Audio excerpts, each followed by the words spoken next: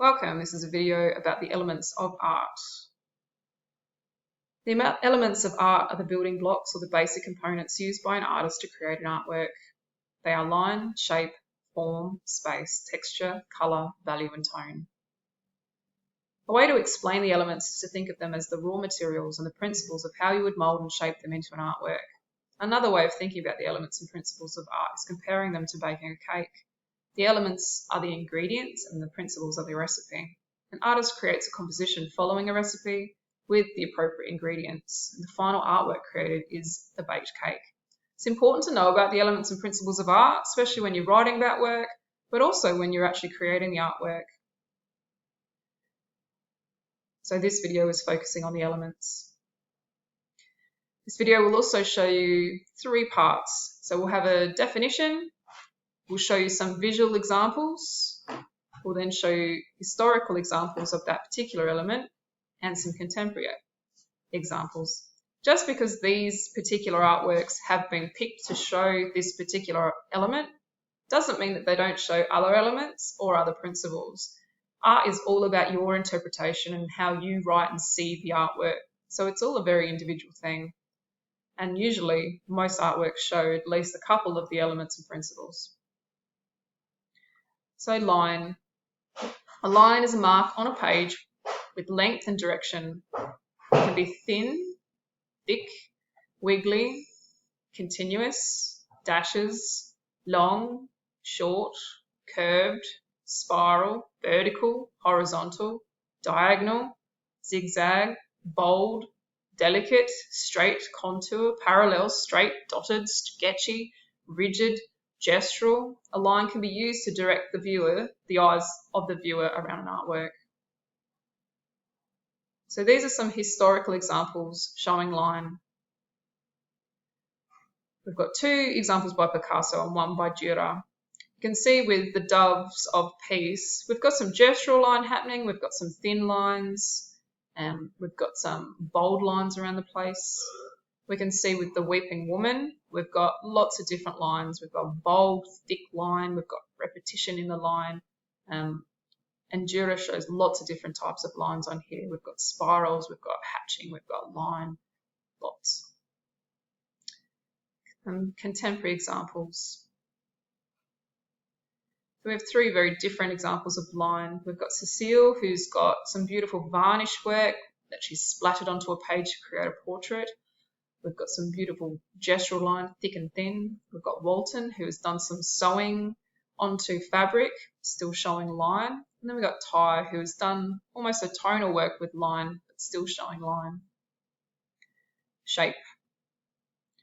The shape is an enclosed space that can be solid, geometric, organic or freeform, two-dimensional, which is flat, three-dimensional, which is solid, height, width, depth, enclosed, volume or form, decorative, symbolic, patterned and textured. Some historical examples of shape. You can see with Kandinsky we've got lots of different types of geometric shape here. It's also got examples of line. We've got Escher, who is showing a little bit of an optical illusion of 3D and 2D shape. And then we've got this last one that's showing lots of different types of shape within the painting with some tone as well. Some contemporary examples. We've got Laundry, who is a South Australian artist showing shape with landscape. We've got Kneeface, who is showing, I think it's a jaguar with almost looks like a steampunk feel. That's showing different types of shape. And City Art is showing a simplistic view, but quite a beautiful composition. Form. Form is a three-dimensional object. Like shape, form has length and width, but also has volume and depth. Form can also refer to two-dimensional works that appear to be three-dimensional. They are geometric forms, which are usually man-made. There are organic forms, which are usually naturally occurring in nature. So you've got the two-dimensional shape, we've got the three-dimensional form. So that's a good trick to understand those two particular elements. Some examples of form. So we have the Hepworth work, which is in the Art Gallery of South Australia of the Head Ra. We've got Henry Moore showing a figure. We've also got Freud, who because obviously it's a painting, but it has this real three-dimensional quality. It's almost like his head is moving forward, and you can kind of see that within the painting. So it gives a form within that painting. Some other examples of form in different ways. These are all examples of sculpture. Obviously, this particular one by Donovan takes up a whole room. We've got the beautiful one by Oliver. We've got the Jeff Koons balloon rabbit. Space. Space refers to the distance around, between, above, below, and within an object. Creates foreground, a middle ground, and a background. This creates depth. It also creates the illusion of space. There is positive space filled with something and negative space, which is the empty areas. Some historical examples of space. We've got the Breakaway from the Art Gallery of South Australia. We've got Roberts with the man on the horse showing space within the work. We've also got this particular work by Wenth, showing a lot of depth and beautiful use of space. This illusion that the house is right up the hill and this person is right down there, when in reality you can see it's not that far on the painting, but the depth is shown through the space. Some contemporary examples of space. So I've deliberately chosen some really different types of artwork. So you could argue that this is showing space with galaxies within the wolf. It's also showing positive and negative space as well. This particular work is an installation in the desert, so it's showing space in a different way and using nature as its landscape and its background. We've got this installation from Las Vegas, which is using light and people walking through the artwork, completely immersed in it.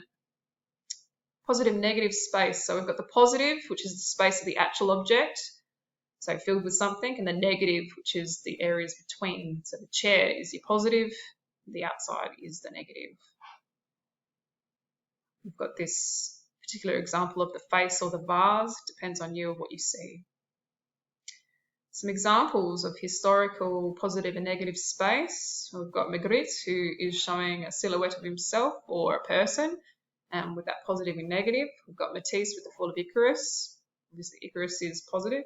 The background is negative. And we've got the optical art by Riley, showing the positive and negatives, but also playing with your eye the more you look at it. And if you move your head a little bit, it has that three-dimensional wavy quality, which is really clever.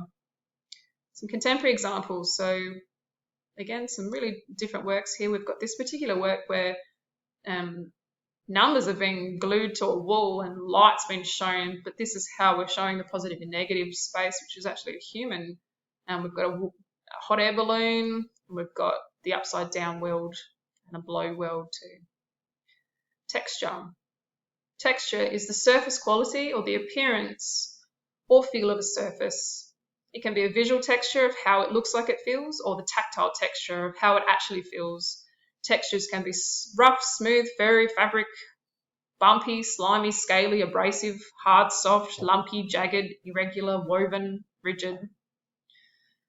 Some historical examples of texture. So we've got Ernst. You can kind of see all this little bit of grill, or almost see the indentation into the painting, but you can feel it. You can see the feel of it.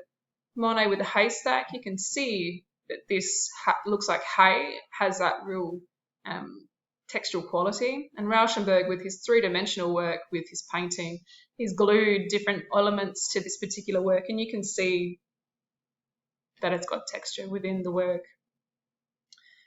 Some contemporary examples. So we've got Robinson with the lizard. Obviously, you can see the raffia, you can see the different types of grass and the acrylic wool around it. We've got Rolinski, a South Australian artist who focuses on the beach. You can see the texture of the sand. You can see the texture of the waves and the sky. And then we've got Ben Quilty, this beautiful impasto feel of his oils with Joe Berger. Colour. Colour refers to a hue, consists of intensity and value. Colours can be warm, cool, secondary, tertiary, complementary, harmonious, monochromatic, shade, tint.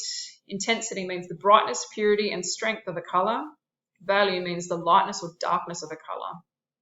So we've got the good old colour wheel here, starting with our primary colours, moving to our secondary colours, We got a complementaries, so red and green are opposite on the colour wheel, blue and orange, and purple and yellow. We've got the tertiaries, which is mixing a primary and the adjacent secondary colour together.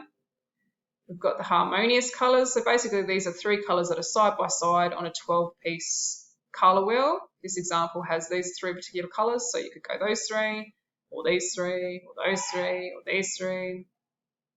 Got warm colours, cool colours, monochromatic colour scheme, which is the colours of a single hue with the tones, tints and shades. So we've got the red here, we're adding black to make the shade, we're adding white to make the tint. Some historical examples of colour. So we've got Mondrian, Hepworth and Derain. So obviously with the primary colours with Mondrian, a lot of contrast shown within Hepworth's work and the bright colours of Derain. You could argue that Mondrian is also showing shape. He's also showing line. You could argue that with Hepworth's work too. You could say she's got form, she's got line, she's got colour, she's got shape, a whole heap of different elements visible on those particular works. Some contemporary examples, we've got Pip and Pop, Nelly and Rousseau. So Pip and Pop is all about the installation works, very bright, vibrant colours used throughout with all these particular artists. Value. Value is the lightness or darkness of a colour. White is the highest, with the black being the lowest. It helps to create a focal point and creates the illusion of depth. Light values indicate the light sources with a light source of an object. Dark values use the shadow sides. So we've got a sphere here, we've got a shadow, we've got a light source, so where the light is coming on. Highlight, dark tone, mid-tone, shadow. That's a tone bar or a value bar. Light values come forward while the dark recedes. Warm colours come forward while the cool colours recede. Some examples of value. So we've got Caravaggio, Picasso and Monet, all showing value in different ways. You could argue that Picasso is also showing colour through monochromatic colour scheme. Some contemporary. So we've got Rita Hall, South Australian artist, Hollowell and Onus, all showing value in different ways.